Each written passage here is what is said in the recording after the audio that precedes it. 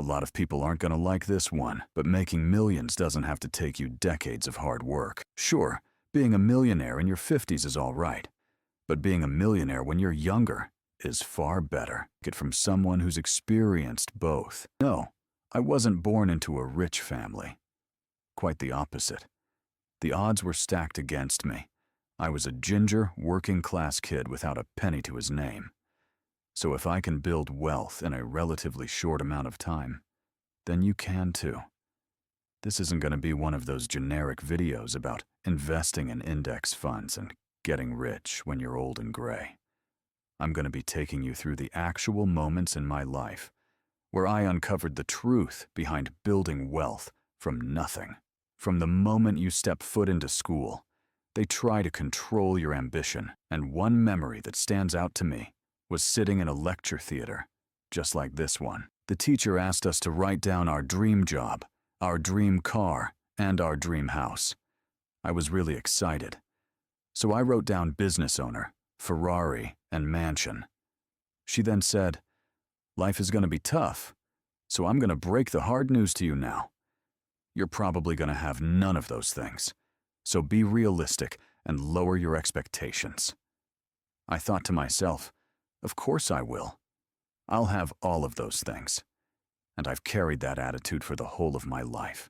If you allow the system to crush your hopes and dreams, you'll never be able to create wealth from nothing. Look, this isn't some fluffy mindset BS. If you can't even believe something is possible, then how on earth are you going to do the work required to become wealthy? Most people give in to the pressure of being realistic and end up joining the crowd, and then they discourage the next generation from following their hopes and dreams. But you can decide to break the cycle just like me in that lecture theater. So if you want to do this, then you firstly need to be very careful about who you listen to. I'm not just referring to those fake gurus on social media. I'm also talking about the people in your life who give their unsolicited advice. While your friends and parents may have good intentions, if they haven't built a large sum of wealth, why would you listen to them when it comes to making money? Secondly, you need to learn to think from multiple angles when trying to solve problems. Most people will come across an obstacle that they've been told is impossible for them to conquer and give up at the first sign of trouble. The more you let these kinds of challenges beat you, the harder it is to break out of the herd, as you are cemented to yourself that you aren't good enough. Whenever I come across a challenge, I think of at least 10 different solutions and then decide on the best way forward. If one doesn't work, then I just try the next one, and so on, until I'm successful. Thirdly, you need to step outside your comfort zone. Look, if Harry Potter stayed in the cupboard under the stairs,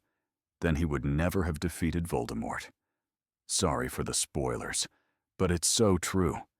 Putting yourself in challenging situations helps you grow and improve more than anything else I've ever experienced. When I first joined the workforce as a carpenter's apprentice, I was so excited. It was the job I really wanted to do, but unfortunately, the manager took a bit of a dislike to me, and he bullied me practically every day, give me all the rubbish jobs. I didn't know what to do. I couldn't take any more. I came home that night, sat on my couch, and I looked around the room and thought to myself, what have I got to lose? I've got no child or wife to look after. I'm 20 years old. I've got to make this decision. Sure, I'm scared of quitting a job. Of course you're scared. But I knew that was the best thing for me. So I quit the very next day. If you're young and have few responsibilities, it's a clear choice to take more risks to increase your income.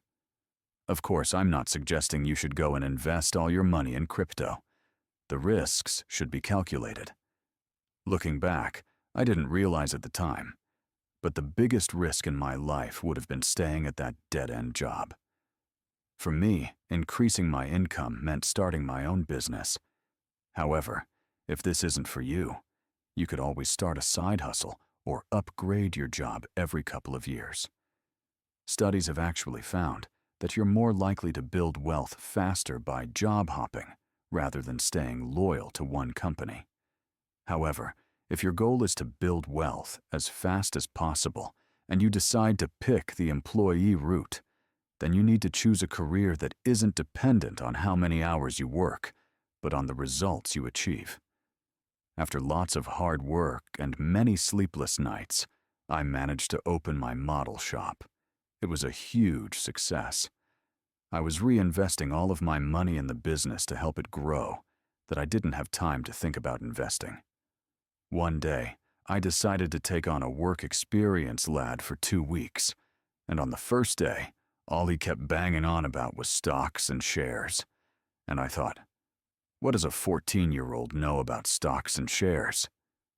Anyway, he mentioned this one particular stock that he said was going to go to the moon. He said, I've got £1,000 and I'm going to pile it all in because I'm so confident. I thought, well, if he's that confident, I think I'll better have a little go myself.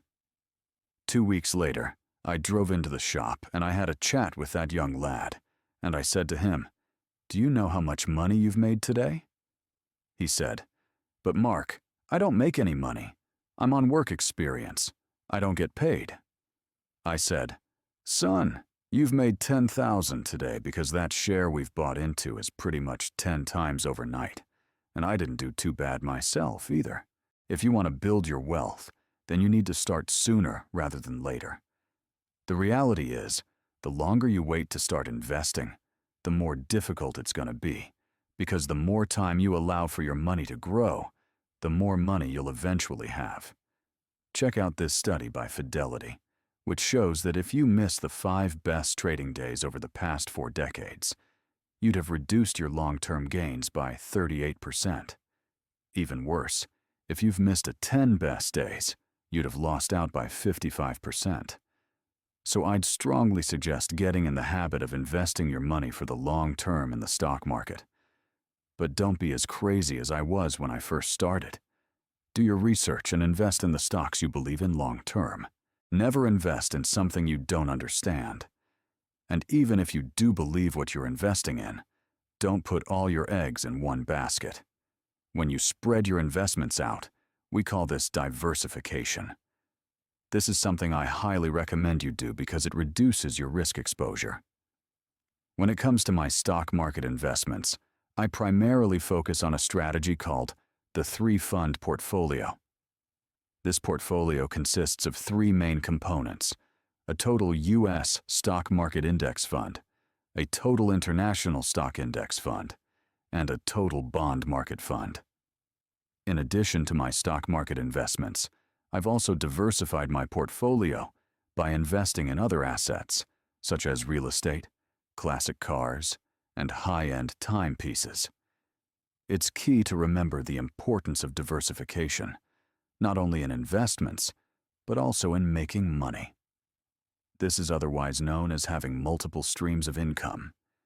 My income sources include my physical shops, my distribution company, affiliate income, advertising revenue, stock dividends, and rental income from my various properties. So remember, when you are building your empire, constantly be thinking about how you can build different streams of income so that you can't be completely wiped out by one wrong decision, like my friend. If you want to know 7 side hustles to avoid, then I'm going to leave that video right up there. Don't click on it just yet. Make sure to subscribe if you want to grow your wealth, okay? I'll see you over there.